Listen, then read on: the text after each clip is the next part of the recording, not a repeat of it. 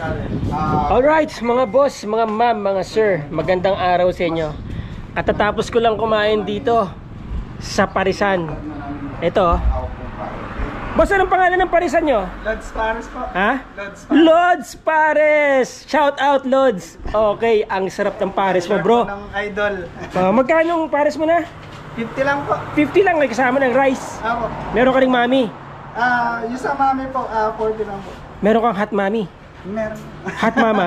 Hot mama wala. Wala, okay. Okay, so ito yung Parisan niya. Ito kasi yung binibentang property. Mga lods, mga ma'am, mga sir, mga boss. Yan yung binibentang property.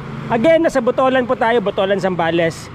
Doon yung Karael, Bukaw Bridge. Papunta doon, Olongapo na, Pampanga, Manila. Okay, dito is going to Iba. Now, yun, nilabasan ng Victory Liner. Papunta doon, munisipyo na po yan ng Botolan. About 500 to 600 meters yung property ito.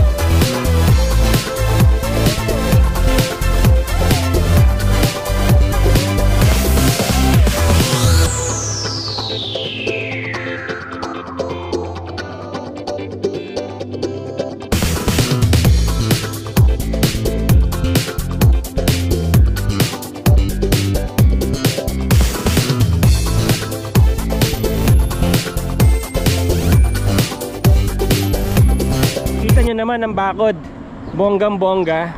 About 20 meters po yung frontage niya, less than 20 meters. So 50 meters yung kanyang pahaba. Ano po, 1,000 square meters, titled, clean title, updated ng amilyar. Ayan po yung property. Ganda, no? Kita nyo yung bakod, mataas. Solid ang bakod, konkreto. Solid ang gate, malaki. Oh, maganda ang frontage, no? Yan po ay yung barangay multipurpose hall ng Baton Lapok, Botolan, Zambales. Tapos yan, dito malapit na dyan, bangko, papunta na ng Iba yan, malapit lang po yan. Alright, so this property is being sold for 7 million pesos. Ang ganda, kita nyo naman, eh. Diba? Considered prime area na po ito kasi yun nga, 500 to 600 meters lang, andun na kayo sa munisipyo ng Botolan, Palengke, Bangko, China Bank, nandyan, you know. Tapos malapit na lang papunta ng Iba. So ayan, di ba? Ganda ng property, oh.